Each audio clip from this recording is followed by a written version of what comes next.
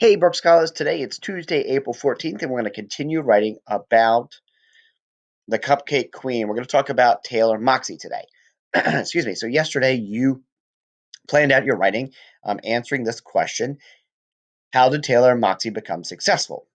We came up with the topic sentence: Taylor Moxie became very successful at selling cupcakes, and we talked about some of her ideas to become successful, some of the things she did. I'm going to actually just break this up a little bit so a little easier for you to see. And we gave three different reasons. Now, we're going to only stretch out one of those today, but we're going to do some framing altogether so that you are providing background knowledge for your reader to explain the successfulness of Taylor Moxie and what it actually means to be successful in terms of Taylor Moxie. So let's go and let's just go back through our text and let's look at the evidence we pulled out. Let's highlight that so that we can easily refer to that as we're talking today. So number one, we said Taylor's mom gave her a loan. She wants to bake cupcakes to get money for a doll. So if I pull up, whoops, if I pull up my text here, the Cupcake Queen, we know that she wants to buy a doll. So Taylor wants money to buy a doll. And her parents say, rather than giving you the money, we are going to loan you the money. So you can see right here, they're doing that. And then her mom gave her a loan of $40. So let's highlight that as well. Okay. So that was our first piece of evidence. Then let's go back and let's find out our second piece of evidence.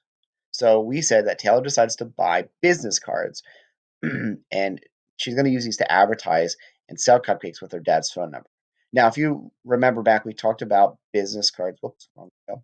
Business cards are a way to advertise. Someone sees your good work, you hand them a card with your phone number, your email address, or whatever, and then they're able to get in touch with you. Excuse me.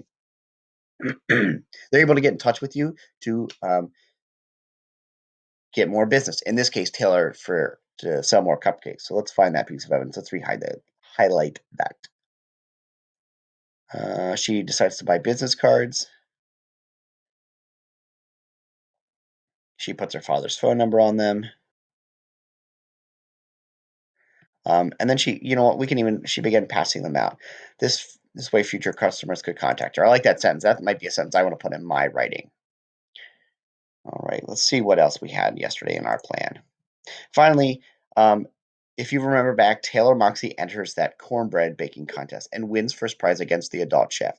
And we talked about the importance of this because it really helps her gain that fame and that successfulness that she's looking for. So let's actually read paragraph 5 right now. Why don't you read paragraph 5 on your own and highlight something for that?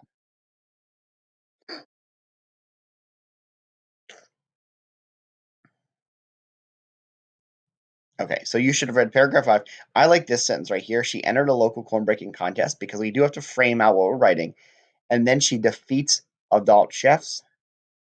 I'm going to highlight all of that because I think that's important in terms of her being successful. She beats an adult. I mean, that's pretty cool. And it's going to help her.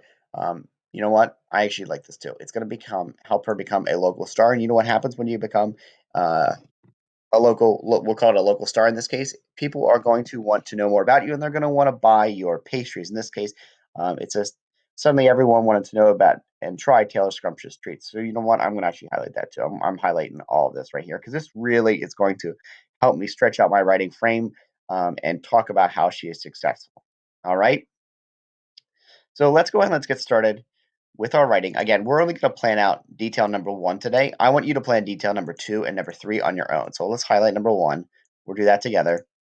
Why don't you write your topic sentence down right now? Don't forget to indent.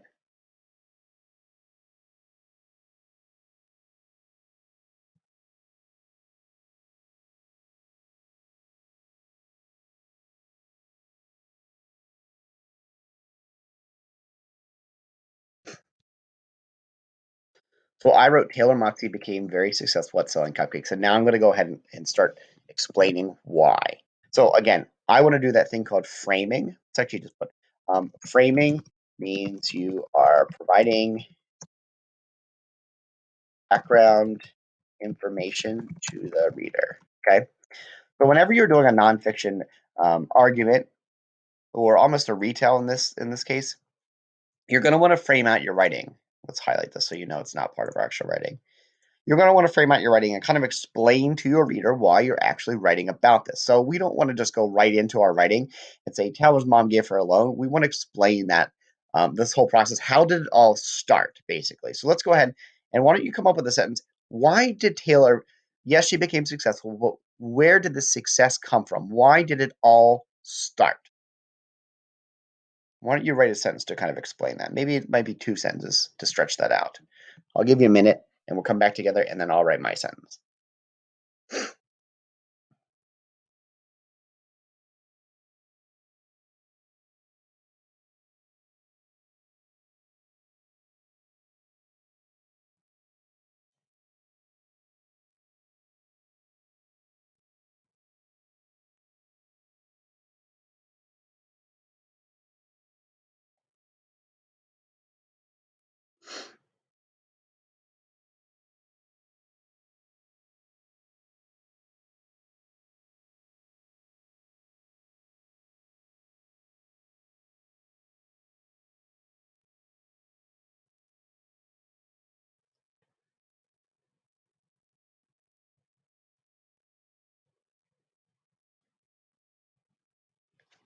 Okay, so now let's go ahead. Let's stretch this part out together. So I'm going to say something along the line. Get it together, Mr. Gilbert. Along the lines of one day, a girl named Taylor Moxie wanted to buy a doll. Okay, we even highlighted this evidence um, right here for paragraph 1 or paragraph 2. Rather than giving Taylor money to buy the doll, that's when her parents give her a loan. So this is going to be a nice flow, right? Framing and flowing into detail number 1. Um, Taylor's father encourages her to earn the money, so maybe we even want to add something about that. Okay. She didn't. Let's actually say Taylor. Taylor didn't have the money to buy a doll. Um, so her dad suggested she earns it herself.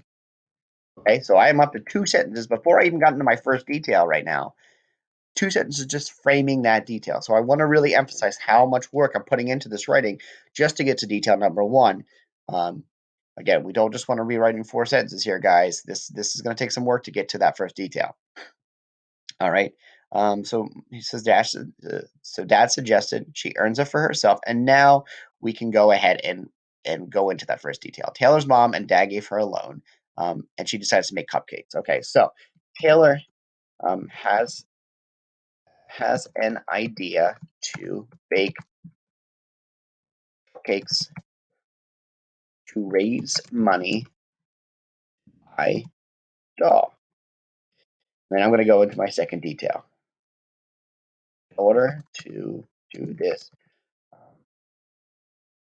say she asks her parents for a loan to start her cupcake business.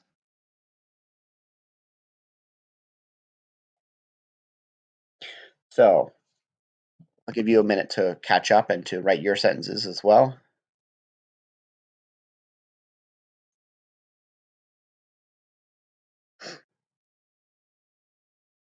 Now that you have your 2 detail sentences, you want to again make sure that you're bringing it back to that topic sentence. So our topic sentence is Taylor Moxie becomes very successful at selling cupcakes. I'm going to say something along the lines of, this is the first step at Taylor's, let's say Taylor's successful cake business. I actually don't like the way that sounds. Let me think how to reword that.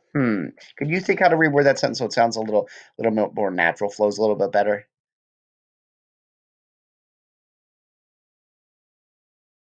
Let's say something along the lines of, um, Taylor's cupcake loan was the first step to her successful cupcake business. Okay, so again, we're talking about it's successful. We're tying it back to that topic sentence being a successful business because we're again answering the question, the prompt.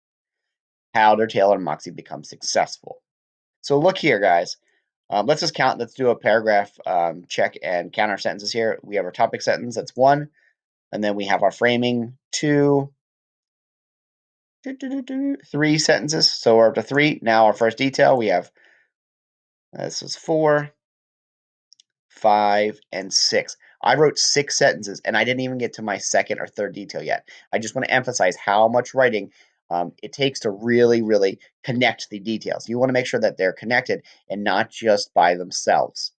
I can't wait to see your writing today. I've commented on a lot of your writing in Seesaw. Make sure you're checking out those comments. And finally, make sure that after you watch the video and start your writing, that you're dragging your writing picture big enough so that I can actually, or your teacher can actually see what you wrote.